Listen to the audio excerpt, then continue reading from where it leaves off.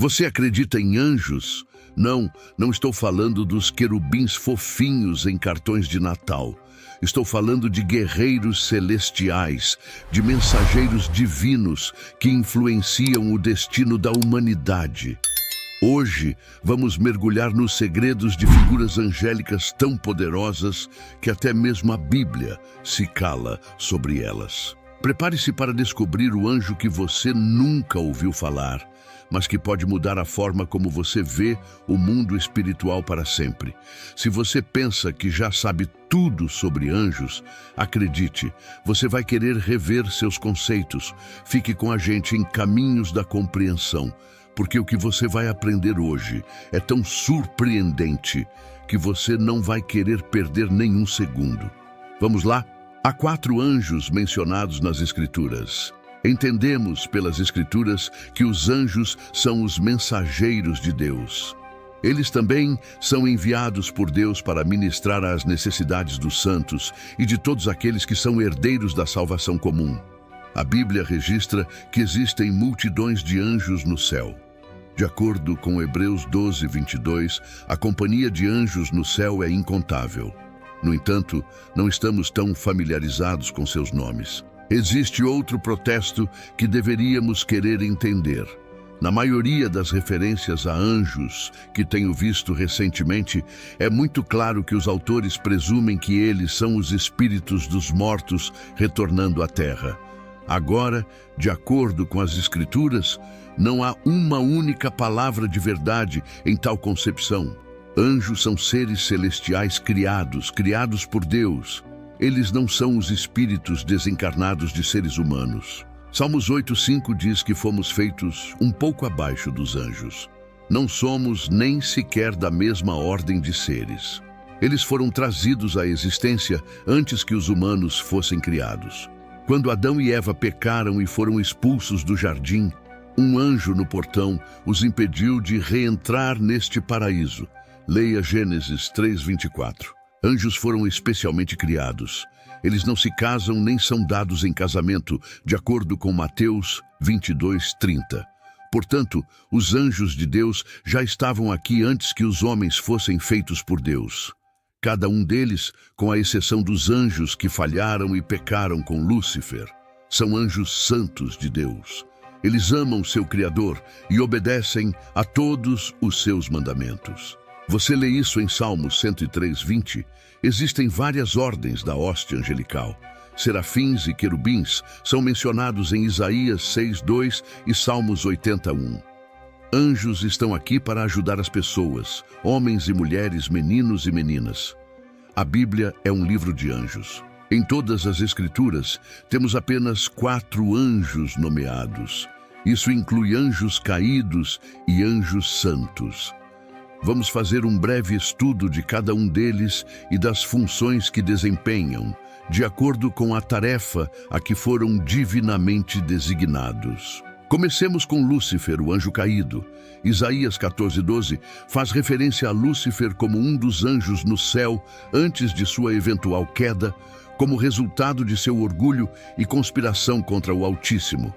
Quando o diabo decidiu se exaltar, vemos em Isaías 14:12-14, como caíste do céu, ó Lúcifer, filho da manhã, como foste cortado até o chão, tu que debilitavas as nações. Porque disseste no teu coração, subirei ao céu, exaltarei o meu trono acima das estrelas de Deus. Também me assentarei sobre o monte da congregação, aos lados do norte. Subirei acima das alturas das nuvens e serei semelhante ao Altíssimo. Lúcifer era uma criatura bela no céu. Vemos isso na Bíblia, um ser magnífico. O profeta Ezequiel o descreveu como o selo da perfeição, cheio de sabedoria e perfeito em beleza. Cada pedra preciosa era sua cobertura. Ele era o querubim ungido que cobre. Ele era perfeito em seus caminhos desde o dia em que foi criado. Lúcifer foi totalmente adornado pelo Criador para refletir a sua glória. Agora, vamos falar sobre Miguel, o arcanjo. Miguel é conhecido como o arcanjo de Deus, ou seja, o anjo-chefe. As Escrituras frequentemente se referem ao arcanjo Miguel como um príncipe-chefe dos céus. O anjo Miguel é um dos arcanjos no céu, associado à guerra espiritual.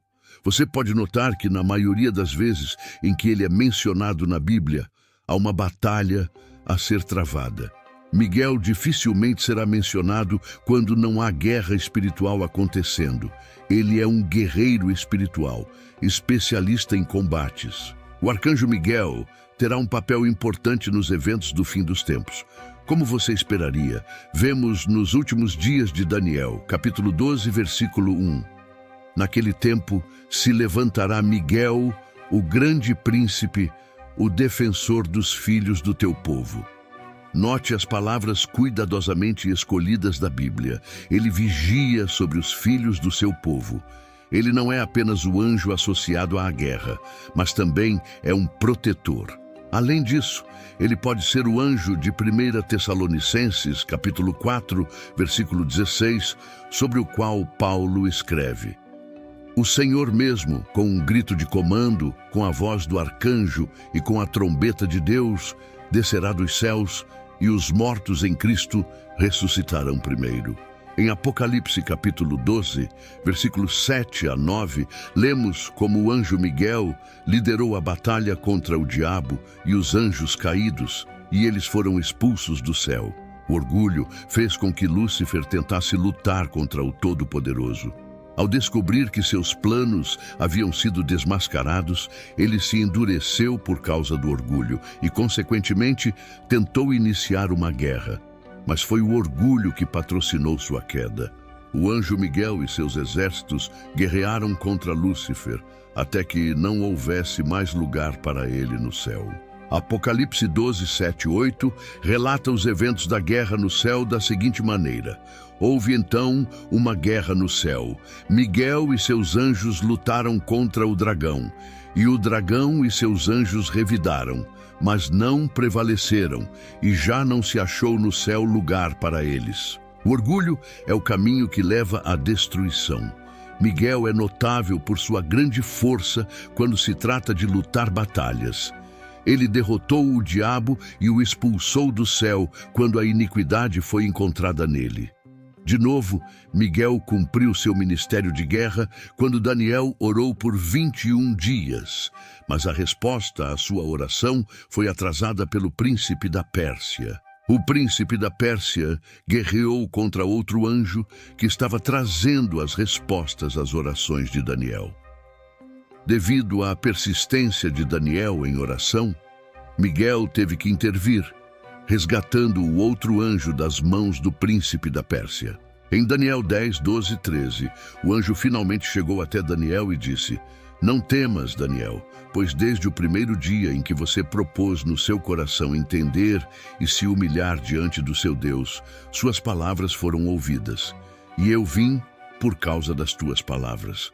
Mas o príncipe do reino da Pérsia me resistiu por 21 dias. Porém Miguel, um dos príncipes principais, veio para ajudar-me, e eu fiquei ali com os reis da Pérsia.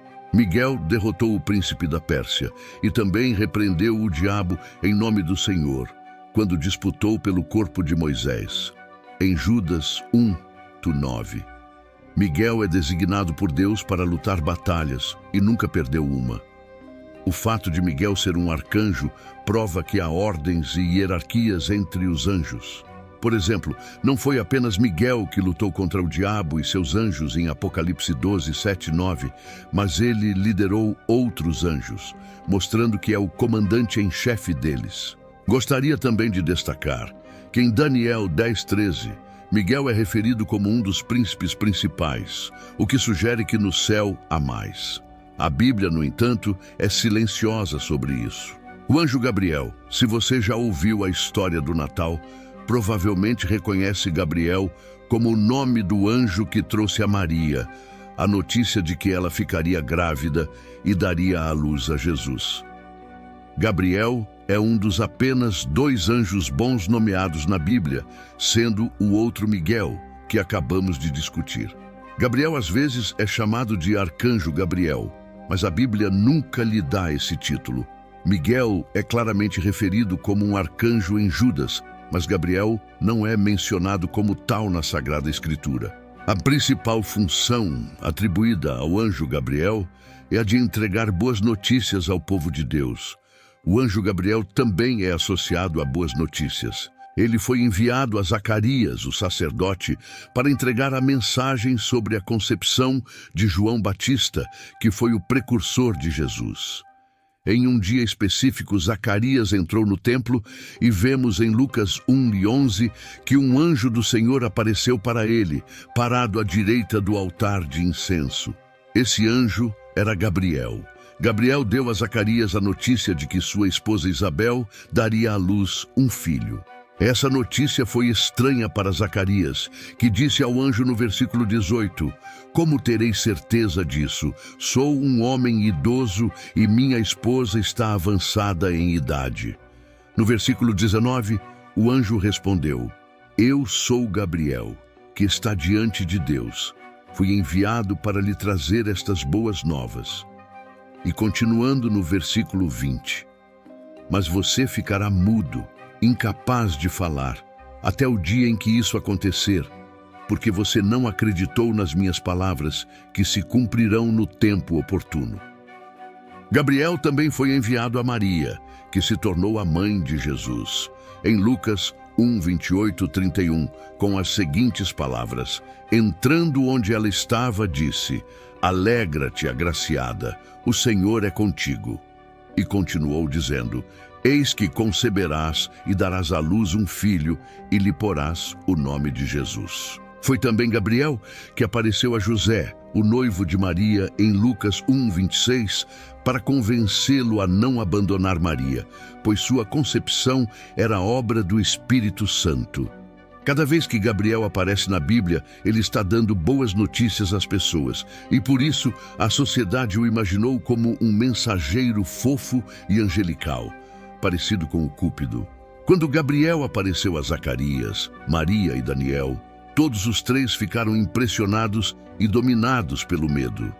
Para Zacarias, em Lucas 1:12, quando ele viu o anjo, ficou perturbado e o medo se apoderou dele.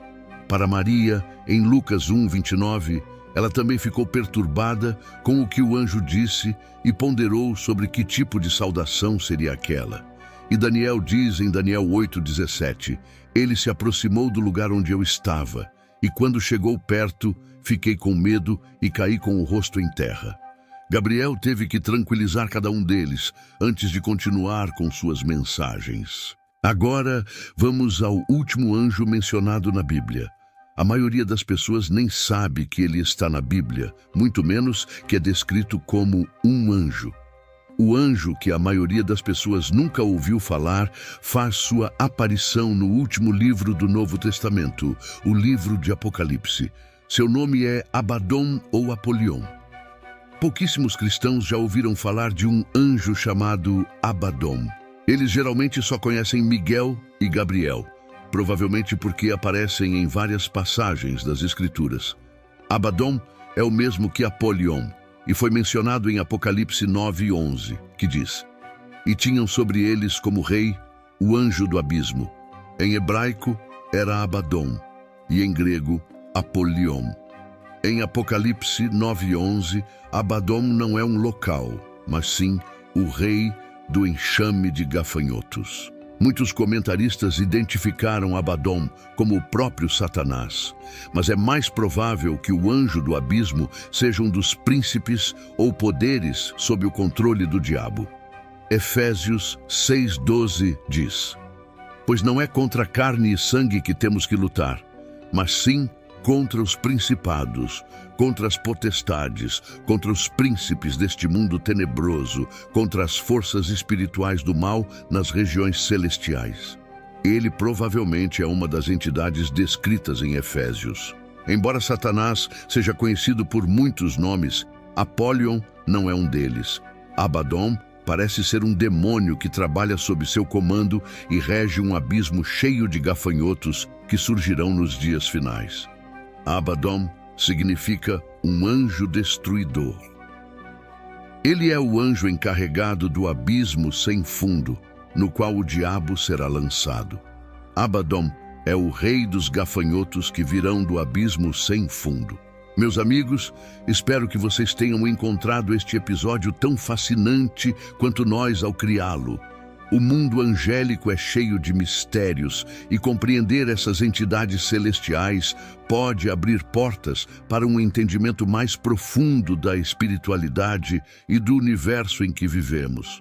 Não se esqueça, o conhecimento é uma jornada e você está no caminho certo com os caminhos da compreensão. Até o próximo vídeo. Se você foi tocado ou surpreendido por algo que aprendeu hoje, compartilhe seus pensamentos na seção de comentários abaixo. Queremos saber qual anjo chamou mais a sua atenção. Vamos tornar Caminhos da Compreensão uma comunidade de descobertas e crescimento espiritual. Clique em curtir se você gostou do vídeo e não se esqueça de ativar as notificações para nunca perder nossos futuros episódios. Sua participação faz toda a diferença.